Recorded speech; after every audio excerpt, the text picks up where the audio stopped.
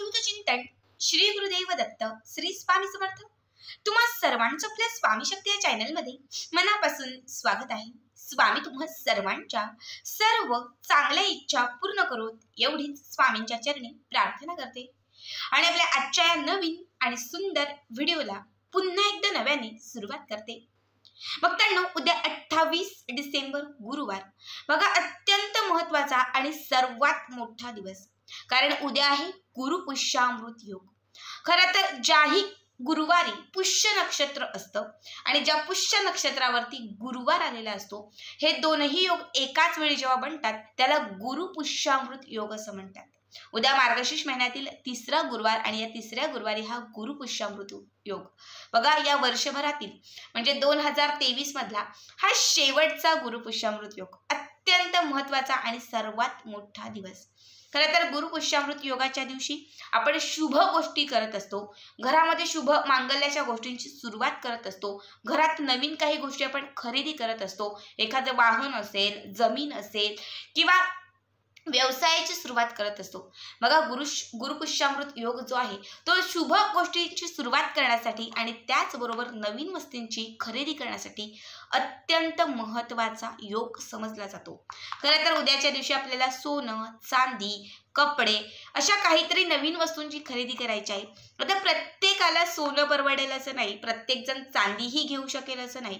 सोनं आणि चांदीचे भाव हे खूप जास्त झालेले आहेत आणि या शुभ नक्षत्रावरती किंवा शुभ योगावरती कितीही इच्छा असली तरी आपण ती गोष्ट घेऊ शकत नाही। मात्र यापेक्षाही मौल्यवान असणारी एक वस्तू किंवा यापेक्षाही सर्वात मोठी, सोन्यापेक्षाही जास्त मौल्यवान असणारी ही एक वस्तू तुम्हाला उद्याच्या दिवशी आपल्या घरात आणायची आहे। बघा, उद्या गुरुपुष्यामृत योगावर ही एक वस्तू जर तुम्ही तुमच्या घरी आणली तर नक्कीच तुमच्या आयुष्यामध्ये बरकत येईल, घरातील दारिद्र्याचा नाश होईल, घरात सुख, समृद्धी, ऐश्वर्य या सर्वांचीच प्राप्ती होईल, घरात अखंड माता लक्ष्मी ही स्थिर राहील। बघा, उद्याचा जो दिवस आहे म्हणजे गुरुपुष्यामृत योगाचा जो दिवस असतो, हा दिवस माता लक्ष्मीची, श्री हरी भगवान विष्णूंची आणि आपल्या गुरूंची सेवा करण्यासाठी अत्यंत महत्त्वाचा हा दिवस मानला जातो।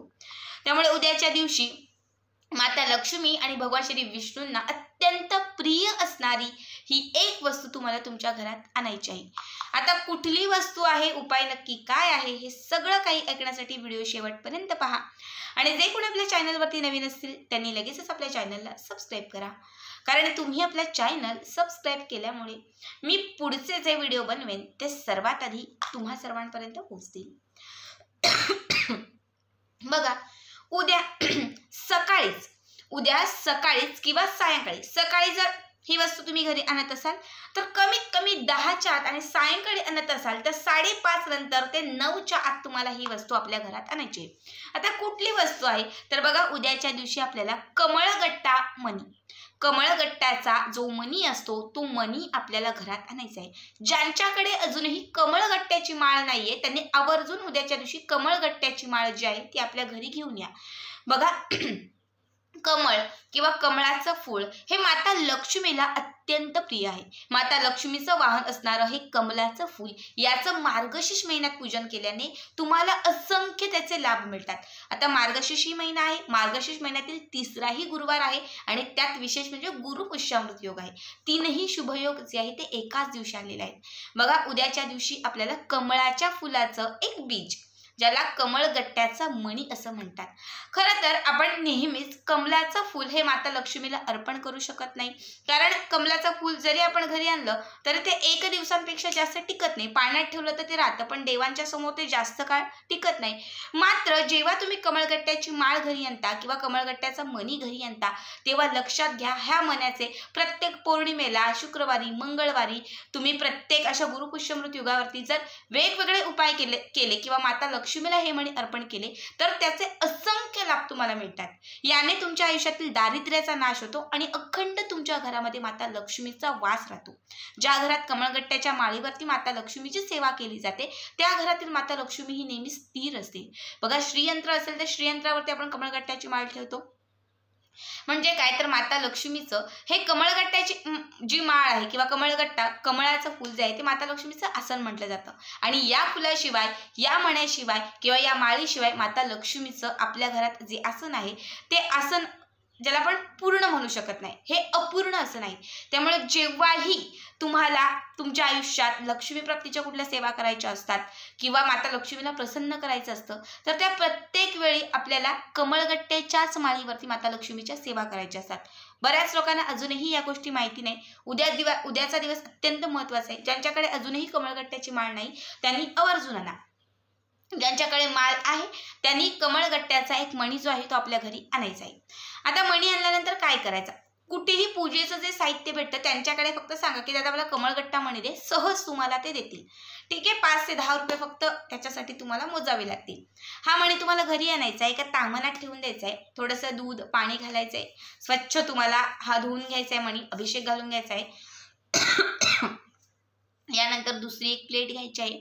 या प्लेटमध्ये हा मणी तुम्हाला ठेवून द्यायचा आहे. या मण्याला थोडंसं अष्टगंध लावायचं आहे, थोडंसं चंदन लावायचं आहे, हळद आणि कुंकू अर्पण करायचं आहे, अक्षता अर्पण करायचे आहेत, धूप दीप हे सगळं दाखवायचं आहे. हे सगळं दाखवून झालं की त्यानंतर तुम्हाला एका वाटीमध्ये कुंकू घ्यायचं आहे. एका प्लेटमध्ये किंवा एका वाटीमध्ये तुम्हाला कुंकू घ्यायचं आहे. या 3 बोटांनी थोडं थोडं कुंकू तुम्हाला त्या कमळगट्ट्याच्या माळेवरती कमळगट्ट्याच्या मण्यावरती सोडायचं आहे. आणि सोडत असताना तुम्हाला श्री सुक्तम फळश्रुती सहित म्हणायचं आहे 16 वेळा. लक्षात घ्या, उद्याचा योग पुन्हा लवकर नाहीये. 1-2 तास जास्त लागतील, म्हणजे 1 ते 2 तास बसावं लागेल, फार फार तर 1.5 तास बसावं लागेल. पण लक्षात घ्या, या एका सेवेने आयुष्याचं सोनं होईल. फक्त तुम्हाला या 3 बोटांच्या चिमटीत कुंकू घ्यायचं, ते कमळगट्ट्याच्या माळीवरती अर्पण करायचं, श्रीसुक्त म्हणायचं, फळश्रुती सहित असं 16 वेळा श्रीसुक्त म्हणायचं आहे. इच्छित मनोकामना व्यक्त करायची आहे. बघा, कमीत कमी 7 वेळा तरी तुम्हाला श्रीसुक्त जे आहे ते म्हणायचं आहे. हे म्हणून झालं, श्रीसुक्त म्हणून झालं, कुंकुमार्चन त्या कमळगट्ट्याच्या मण्यावरती अर्पण करून झालं की त्यानंतर काय करायचं तर एक छोटीशी तुम्हाला प्लेट घ्यायची आहे किंवा एक छोटीशी वाटी घ्या, मातीची पणती घ्या, याच्यामध्ये कापूर पेटवा आणि या कापराने माता लक्ष्मीची आरती म्हणा. जी पण माता लक्ष्मीची आरती येत असेल ती आरती म्हणायची आहे. त्या कमळगट्ट्याच्या माळेला तुम्हाला ही आरती ओवाळायची आहे.